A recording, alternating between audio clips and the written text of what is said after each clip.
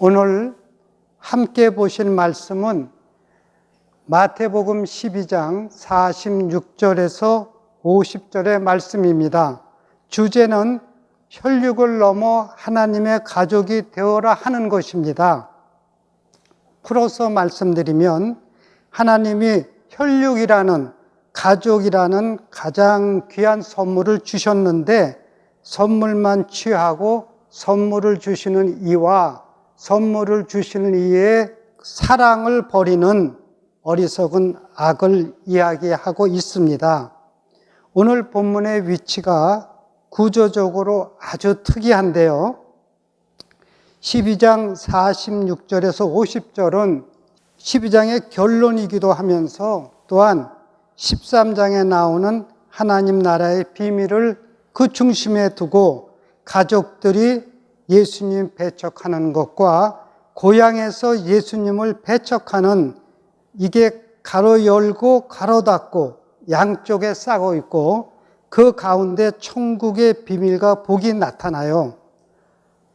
이 천국의 비밀과 복은 하나님의 생명을 누리는 것인데 이 생명을 누리게 되는데 생명을 누리는 자는 이제 100배, 60배, 30배 이렇게 누리는 것이고 여기에서 가라지 비유를 통해서 그것을 속이는 마귀의 거짓에 끼어 있으라. 그 거짓이 뭐예요? 가족과 혈육이라는 선물만 생각하고 선물 주시는 하나님은 전혀 생각하지 않는 것이지요. 이 12장을 보면 크게 전반부와 후반부로 나뉘어져 있습니다. 이 전반부에서는 하나님의 가슴을 몰라. 하나님의 가슴을 모르죠. 그리고 후반부에서는 이 종교는 이미 하나님의 이름으로 옳다고 스스로 인정하는 자들이지요. 그러니까 자기가 절대화되어 있어요. 뿐만 아니라 예수님을 공격까지 하지요. 표적 좀 보여봐. 내가 하나님의 아들이라면 이렇게 공격까지 하는 것이에요. 본질을 보지 못하고 이러한 현상만 보는 종교는 가족들조차도 고향에서조차도 예수님을 배척해요. 그 이유는 뭡니까? 우리가 다 안다는 거죠. 우리가 다 안다. 그 가족 우리가 다 알아. 그런데 사실은 몰라요. 이름만 아는 것은 이름만 아는 거지 그 사람도 모르지만 그 사람들이 왜 그 자리에 이렇게 예수님의 가족인지 아무도 모르면서 자기들은 다 안다 하는 것이 바로 종교입니다. 종교인들 말씀, 즉 영적인 것 전혀 몰라요.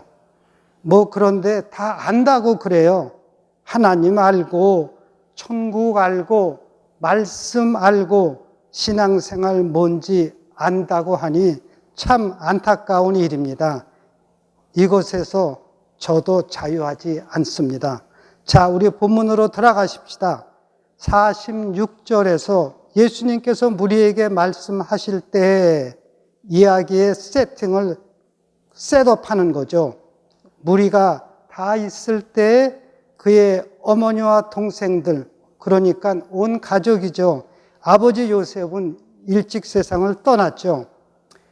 예수께 말하려고 밖에 섰더니 이 상황 속에서 무엇이 일어나는지 우리가 봐야 되겠죠. 그 상황은 뭐냐 그러면 12장에서 예수님이 귀신의 왕인 바알세불에 힘입어서 귀신을 쫓는다 이런단 말이에요. 예수님은 거기에 대해서 바알세불의 힘을 빌려서 귀신을 쫓는다는 그 종교는 더 악한 7 귀신이 들린 것이다 라고 충돌하시죠. 예수님과 종교인들의 갈등이 완전히 첨예화되고 있어요. 오늘 본문의 말씀을 마가복음에서는 좀 더 자세히 나와 있죠. 친족들이 듣고 붙들러 나오니 예수님을 붙들러 나왔어요. 이는 그가 미쳤다 함이더라. 바알세불의 힘을 빌려서 귀신을 쫓는다, 귀신 들려 미쳤다 하는 소리를 듣고 예수님을 붙잡으러 온 것입니다.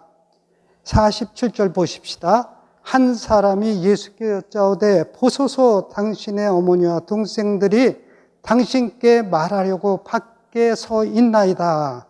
자, 이 가족들은 가족이니까 자기들이 예수님을 다 안다고 생각을 해요. 그러니까 이 가족들이라도 예수님의 말씀을 들어야 하는데 예수님의 말씀을 안 들어요. 밖에 서 있잖아요. 그리고 자기들이 예수님에게 말을 하려고 해요. 자기들이 예수님을 인도하려고 해요. 예수님의 인도함을 받아야 되고 예수님의 말씀을 들어야 되는데 이게 혈육의 한계입니다. 들으려고는 하지 않고 혈육의 현상적으로 아는 것을 가지고 이미 다 안다고 생각하고, 그러니까 요한복음이 말하는 것처럼 못 본다고 하면 죄가 없는데 본다고 하니 너희 죄가 그대로 있다 하는 거죠. 그래서 밖에 이것이 종교의 특징입니다. 스스로 자기는 이미 옳기 때문에 예수님이 말하는 것을 들을 필요도 없고 예수님이 말씀하시는 자리에 밖에 서서 자기들의 입장을 이제 주장하려고 하는 거죠. 48절 말하던 사람에게 대답하여 이르시되 누가 내 어머니이며 내 동생들이냐 하시고, 여기서는 누가라는 단어가 탁 튀어나오죠. 누가, 이 누가가 영원한 소속을 결정하는 거예요. 누가 내 어머니이며 또 누가 내 동생이냐? 예수님의 가족. 누가 예수님의 가족이냐? 이 말씀을 듣는 사람들이 예수님의 가족이냐? 이 혈육의 가족이 예수님의 가족이냐? 이것으로 나뉘는 것입니다. 영원히 나뉘는 것입니다. 이것이 곧 이제 혈육을 지키는 것이냐, 생명을 누리는 것이냐 하는 것이지요. 이에 대해 49절에 손을 내밀어 제자들을 가리켜 이르시되 나의 어머니와 나의 동생들을 보라. 이 말씀의 원어를 영어로 하면 He stretched his hand toward his disciple and said, Behold, 보라. 그러니까 예수님의 제자들을 가리키시는데 손을 내밀어 보라 하면서 굉장히 강조하시죠. 보라. 누구를? 제자들을 강조하십니다. 문법적으로 이중 강조가 되어 있습니다. 자, 그러면 이 제자들은 누구냐? 11장에서 말씀과 이적에도 하나님 나라를 배척하는 그들 중에서 이제 십자가가 진정한 길이다 했을 때 그 십자가를 향해요 따라 나오는 사람들입니다. 그러니까 십자가를 향한 출발점에 있는 사람들이고, 이제 다음 장 하나님 나라의 복을 이야기하는 13장의 복이 십자가의 복이며 생명의 복이다. 그 복을 누리는 대상으로서의 제자들을 이야기하고 있는 것입니다. 계속해서 보면 예수님은 십자가의 예수님을 따르는 것이 무엇이냐 하는 것을 구체적으로 실제적으로 지금 이야기해 주고 있습니다. 가족은 귀한 선물이지만 그 선물을 보는 것이 아닌 내가 누구냐 하는 것을 보아야 합니다. 이 세상에서 내 정체성의 핵심이 가족입니다. 그러니까 항상 사람을 소개할 때에 어떤 아버지, 어떤 어머니 밑에서 어떤 형제들, 어떤 자매들이 있다 하는 것이 항상 나오잖아요. 그런데 이렇게 가족을 통해서 나를 보는 것이 아니라 하나님의 섭리와 역사를 통해서 나를 보는 자가 바로 제자들입니다. 땅의 사람이 아니라 하늘 사람, 이 사람들이 바로 예수님의 제자이고, 예수님의 제자는 이제 십자가를 향하는 주님과 함께 한다 하는 것이 여기에 들어있는 거죠. 그래서 10장 부르심에서 10장이 부르심의 장이죠. 10장 37절에서 아버지나 어머니를 나보다 더 사랑하는 자는 내게 합당하지 않고 아들과 딸도 나보다 더 사랑하는 자도 내게 합당치 않다. 그래서 혈육 가족과 하나님의 가족, 혈육 가족과 말씀 가족은 이미 선언이 된 것입니다. 자, 50절. 누구든지 하늘에 계신 내 아버지의 뜻대로 하는 자가, 우리는 혈육으로 이 땅을 살고 있어요. 그렇지만 땅에 살고 있지만 하늘을 살고 누리는 자, 이를 알게 하시는 이는 하늘에 계신 내 아버지다. 예수님이 말씀하셨죠. 하늘이 열리고 통해서 하늘을 살고 누리는 자가 아버지의 뜻대로 하는 자입니다. 그래서 산상수훈의 총결론에서 이렇게 말씀하시죠. 나더러 주여 주여 하는 자마다 다 천국에 들어갈 것이 아니요 다만 하늘에 계신 내 아버지의 뜻대로 행하는 자라야 들어간다. 땅을 사는 자가 아니라, 종교는 땅을 살기 위한 것이죠. 땅을 사는 것이 아니라 하늘을 사는 자가 하늘 가족이다. 당연한 이야기입니다. 그래서 여기서 두 가지 저희가 정리할 수 있죠. 첫째, 천국 가족은 하늘을 살고 누리는 사람들이다. 종교인들이 아닙니다. 그래서 예수님은 이미 갈릴리 사역에서 두 기둥을 세우셨죠. 호세아 6장 6절을 인용하셔서 마태복음 9장 13절에 내가 긍휼을 원하고 제사를 원하지 않는다. 또 마태복음 12장 7절에 나는 자비를 원하고 제사를 원하지 않는다. 긍휼, 자비, 번역을 각각 다르게 했지만 똑같은 단어입니다. 엘리아스, 멀시죠. 멀시, 긍휼. 긍휼이 뭐냐? 가족의 본성입니다. 가족은 서로를 향해서 긍휼이 있죠. 완전치 못해도 긍휼이 있으니까 가족이 되지, 긍휼이 없으면 전혀 가족이 될 수 없죠. 그러니까 하늘의 본성이라는 것은 긍휼과 자비예요. 그래서 하나님의 본성으로 가족된 하늘 사람들을 천국 가족이라 한다. 혈육을 넘어선 것입니다. 두 번째, 그러면 긍휼의 열매가 뭐냐? 긍휼 안에서만 우리는 내가 나 될 수 있고 우리가 우리 될 수 있어요. 정죄와 판단이 있는 곳에서는 어떻게 해요? 나 될 수 없죠. 감추는 것도 있어야 되고 가리는 것도 있어야 되고 보이는 것도 있어야 되고 피하고 유리하는 것도 있어야 되겠죠.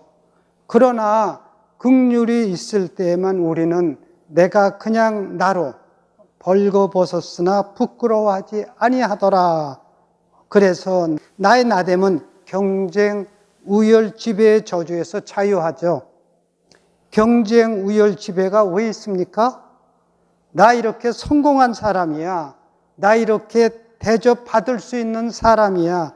나 이렇게 의의를 만든 사람이야. 이것을 위해서 경쟁, 우열, 지배가 있는 것 아닙니까? 그런데 그런 저주를 벗어나서 내가 그냥 나일 수 있는 것, 벌거벗었으나 부끄러워하지 아니하는, 그리고 그럴 때만 우리의 우리됨이 되는 거죠. 그것이 교회됨인데 하늘 아버지를 누리는 것입니다. 바로 이 사람들은 다음 장에 들어가면 천국 비밀장의 핵심이 무엇입니까? 씨 뿌리는 자의 비유입니다. 그 씨 뿌리는 자의 총결론이 무엇입니까?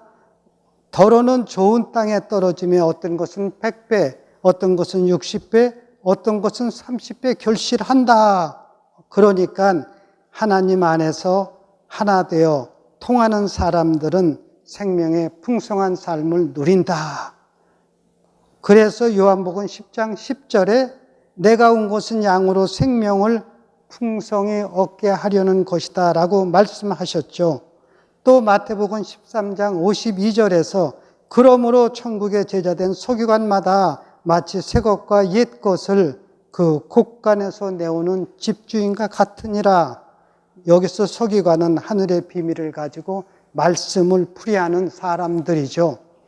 이 천국의 제자된 서기관들은 그러니까 예수님이 손을 내밀어 보라 하신 십자가의 길에 함께하는 제자들은 하나님 안에서 생명의 풍성함을 누린다라고 말씀하시는 거죠. 하나님 안에서 만유의 하나됨을 마음껏 풍성히 누리는 그런 천국의 제자된 서기관들은, 예수님의 십자가의 길에 함께하는 사람들은 말씀의 세계가 열려서 말씀으로 모든 것은 만들어지고 말씀으로 운행되고 지금 통하고 있는데 그것을 누리는 그러한 사람이 된다 하는 것이 이 본문의 중심 강조입니다. 나눔 가이드. 나는 누구인가를 통해 나의 삶이 결정됩니다. 나는 혈육 가족의 눈으로 나를 보고 있는가? 아니면 하나님의 생명 섭리와 역사의 눈으로 나를 보고 있는가? 나누어 보시기 바랍니다. 기도하겠습니다. 함께해 주신 하나님 감사합니다. 말씀 안에서 나는 누구인가 씨름하는 저희 모두가 되게 하옵소서. 예수님의 이름으로 기도합니다. 아멘.